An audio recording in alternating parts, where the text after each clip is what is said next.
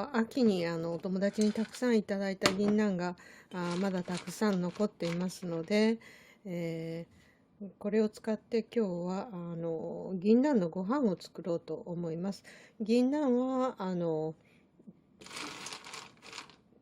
ちょっと置いてましたので、フライパンで空炒りをちょっとしました。で空炒りをして、した銀杏と、それからお米は3カップ分ですけども、これはうちでつきますので、七分づきにしました。多少残してます皮を。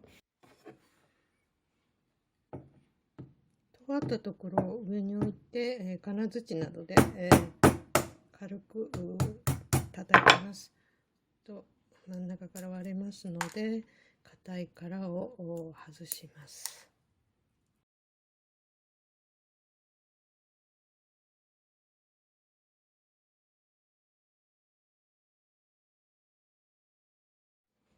お米3カップ分は洗って、ざるに打ち上げておきます。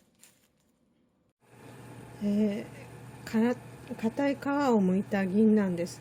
今度これを薄皮を取ります。鍋にお湯を入れて、その中にざるごとつけます。そして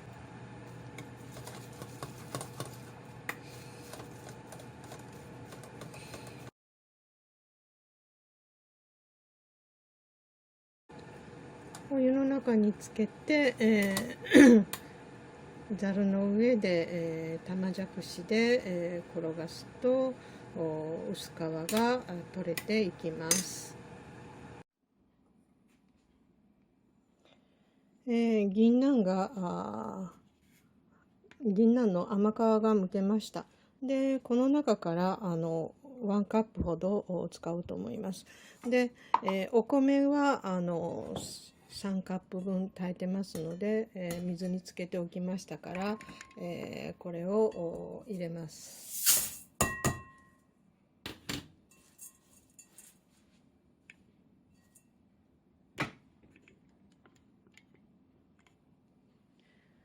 で、3カップ分、お米を入れましたら、ここに、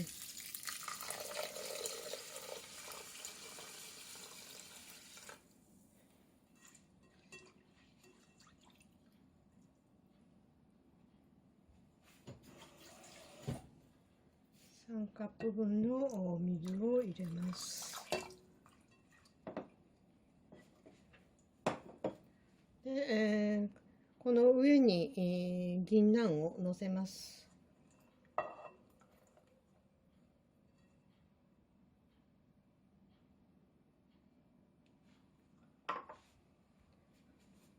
で、このまま炊飯器にかけてご飯を炊きます。